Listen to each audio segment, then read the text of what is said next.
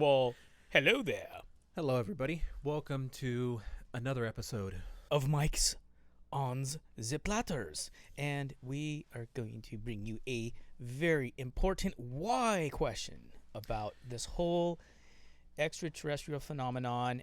Not just like, oh, here's some more information. Here's another sighting. Okay. Right? Yeah, because times are changing. Things are things are just changing. We're getting overwhelmed by all of the stuff. They're changing. It's okay, Jorge. I know how you feel. What are we gonna do? We just can't keep up with everybody. No, but the point is, I think there's. You said it earlier before we started this that there is a certain Shift. a shift. There's like an oversaturation now of, oh wow, there's more lights in the sky, more lights in the sky, more information about this, more information about that. We've already seen all the information out there. What do we do with it? I think is the question. Yeah. And why should you care? Why should we still care? Well, I can give you my theories, and it is actually, remember when we went to Alien Con? mm-hmm. I do remember. Okay. And Kybel still owes us that funny video from Alien Con, which would be a year ago in 2 months. So he's way behind, but that's okay because we're going to get there. Okay. But in thing, case we get it before we air this, it's right here. Nice. What I learned there was that we are part of a galactic community, whether we choose to accept it or not. We are. Intergalactic, you say? Intergalactic, planetary, intergalactic. Something like that. Do you have proof? What is the proof, Eric? The proof is in the pudding. Did you talk to Dare about this?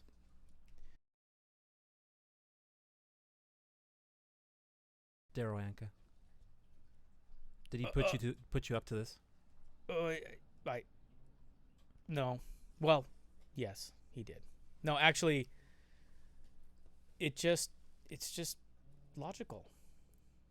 It's rational to think about it. So, there's other beings in our solar system, or beyond that? Well, some say there's a bunch in the moon. Remember that? Mm-hmm. We went through that episode. Mm-hmm. Do you have that episode? Yeah, it's right here. They're everywhere that they can hang out and observe because we are a biological reserve. So, would you say, like the Anunnaki, Okay. did they create us? Did they plant the seed? Did they mutate monkeys? God, what was that sci-fi movie? And I know everybody says, "Oh, sci-fi. Well, it's all make believe, anyways." No. Hold on. There's a grain of truth in. Yep. The Born Identity is a real story. Yeah. Prometheus. Yeah, that scene. Yeah. Remember they go to that planet where we were theoretically engineered, and right. then It's where he dies, right? He sacrifices himself and kind of dissolves in the water. What happens? yes, that's in the very beginning. Okay. But the point being that, there's all kinds of stuff going on out there that we're just, why would we not be given access to it or to that information, or why is it being kept from us, et cetera, et cetera? Well, I think it has a lot to do with control, and there's different layers of control, and there's also what they call in Star Trek the Prime Directive, which you don't mess with the natural evolution of an evolving species that's lesser than your evolution level, and because you could significantly alter the course of their evolution and destroy their culture and cause chaos. So that was going to be my question, because if there are beings out there, why don't they just make themselves be known? Do they have some kind of contract with the world leaders that say you cannot expose yourself or present yourself to anybody and tell everybody the truth because of this, and they just listen? Like absolutely. These beings with absolutely, and greater there's also technology, they're willing to follow a piece of paper or some kind of contract. Absolutely. Why? Because this is a resource here. Okay, there's a resource. So they are after our gold. Oh yeah, they get a lot. They get their hands on all kinds of stuff. Okay. Interesting. And they and our organisms and the life on this planet is also a resource. Dang. Yeah. That's a little scary. I mean, but you don't think there maybe be like a few beings that are rogue and say, fuck it, I'm just going to go in there and present myself. These like the hippie versions of Well, they're there too, and they say that the Nordics, that some of the Nordics are like that. Some of them. Remember we covered all those different species? Mm-hmm. Yeah, like this one, and this one, and this one, and that one, and this one, and this one. Yeah, we did. We cover covered that. it a lot. Yeah, we did. And you remember when Carlos came in and he told us about his encounter?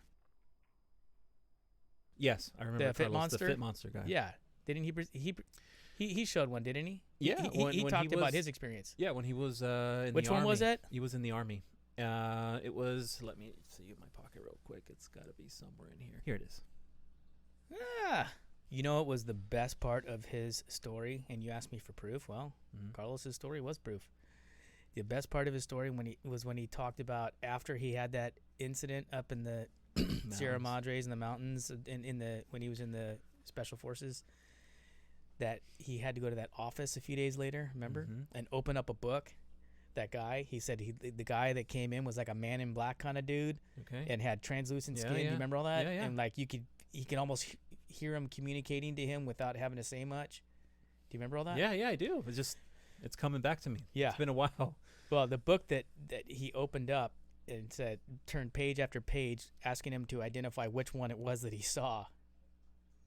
That's Dude. wild. Okay, yeah. That's like that video that everybody talks about, where these men in black, right? They're walking into the grocery store after there was an explosion outside of the store or something. Yeah, didn't we talk about that on one of ours? Which one was it? I think it was this one. Yeah. It was a quickie but a goodie. We certainly covered it. It must have been a psych dish. But either way, we covered a lot of things. Plenty of things that all of you can go back and rewatch and like. And if you haven't, subscribe and, share it because it's so good. We put out good stuff. Give us a chance, all right? All right?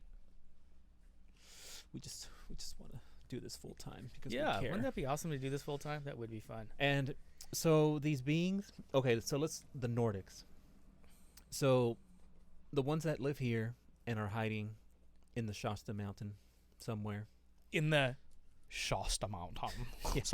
Wherever they're hiding. They're not willing to just come forth and say, okay, enough is enough. They will only reveal themselves to beings that they consider enlightened.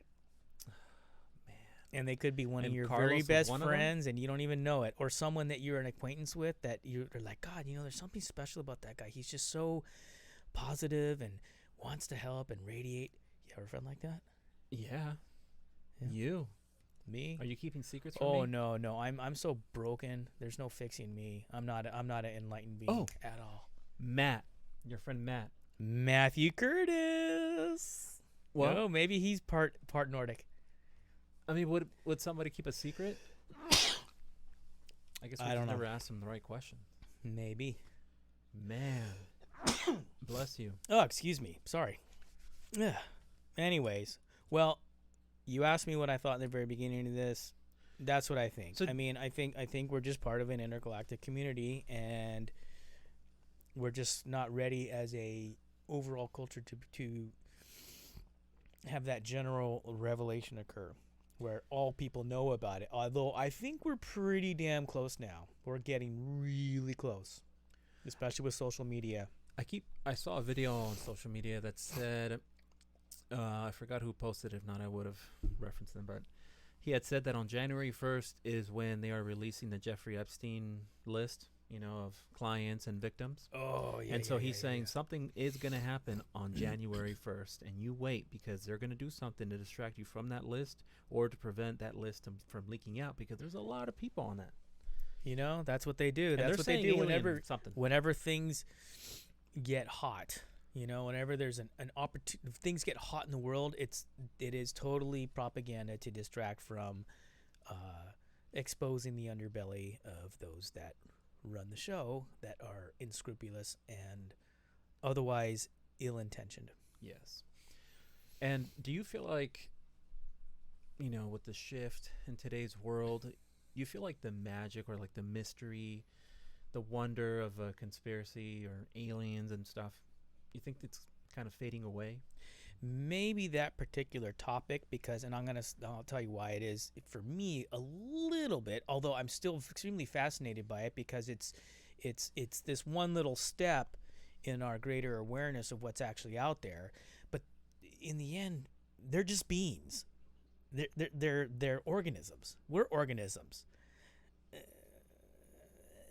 If I were to think of like a really advanced being, it wouldn't be an organism like them or us where it's in a physical form. I would think something that's so highly advanced it's no longer in a physical form, multidimensional, interdimensional, you know. Like the beings from that movie Soul, that Pixar movie, when he goes to the great beyond, and he's like, "What are you?" And they're just, Hey, things well, that take shape, that take form, but really they're just like light. well, in the end, we're just in costume.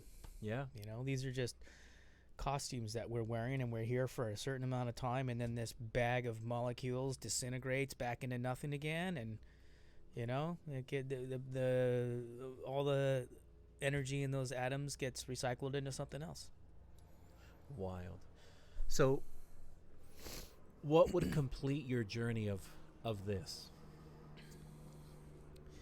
What would complete my journey of this on this planet in this lifetime? Mm-hmm.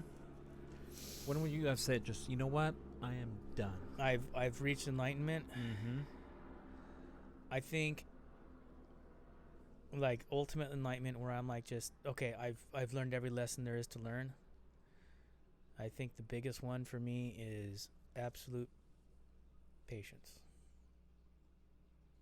Absolute patience. For who? For whatever is in my life that may be what I want but can't have, or is testing my ability to be in a stable, serene mind space. Mm-hmm. What about you? Yeah, about you? I guess for me it would just, like my friend Matt had said, learning how to be still. Because I have a hard time just stopping, right? I'm always on the run. My mind is always going. I'm never fully at peace. And if you have a neurophysiological impediment where you're wired to be kind of ADD or whatever it is, that too can be worked on, but it's a lot of work.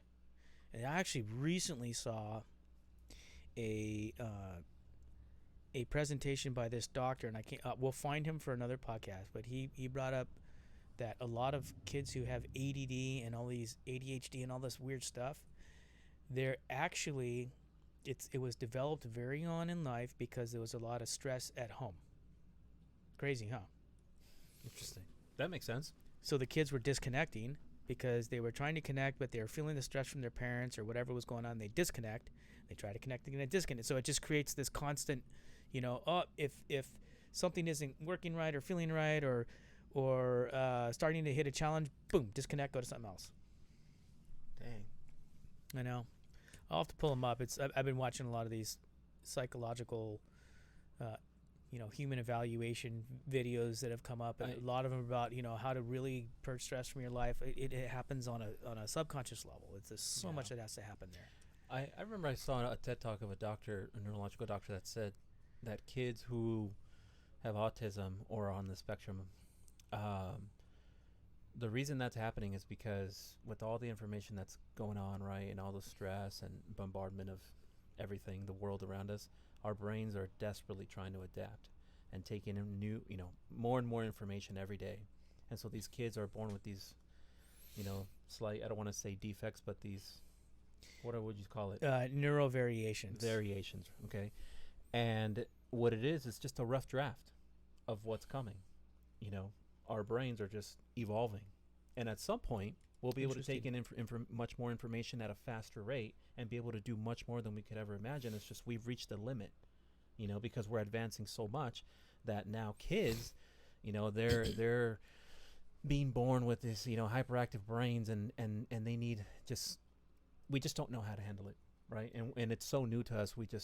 And it's been around for a long time. Yeah. We've come a long way. from the 1800s to like the 1900s. It's just Yeah, instant. information overload. I look at how much information I have to process on a daily basis, and they say that the human brain can handle about 5,000 pieces of information a day. Oh, I got way more than that coming at me. Now people come up to me and ask me questions about jobs and things, and I'm like, "But I think so." What job? What job? Which one? Give me something. Oh, yeah, okay, that one. You got to give me something to pull it in. Because to some of these guys, it's their job that they're talking about is the most important job in the world. And it's like, yeah, I got 40 others I'm dealing with right now. Which one? You don't remember? No, not really. I know. But no, it's the same way. I was just talking to a tattoo artist recently, and I got referred to him, and one of my friends went there, and this artist did freaking 30 hours of work. Rob Bailey. He did like 30 hours of work on my buddy Jake Rogers, and this was like not more than a few months ago. And I talked to Rob, and I'm like, yeah, my buddy Jake Rogers recommended you. He's like, Jake Rogers, huh, that name sounds familiar. Show me the artwork. So I sent him a picture of Jake's tattoo. He goes, oh, yeah. And then all of a sudden he remembered everything. He's like, yeah, there was this and this and this and this. I'm like, yeah, see, give me something to remember. Mm-hmm. Give me something to remember you by. Yeah, and going back to being still or processing pieces of information every day, for me, it's the same thing. I mean, all day, every day, I'm nonstop thinking about something. And the next thing, and sometimes when someone asks me a question, my eyes are moving left and right, like I'm searching through my memory bank. Like, what are you talking I do about? That too. And they're like, what are you doing? And then I'm like, I have to think about it. Like, there's so much on my mind, especially with having the kid.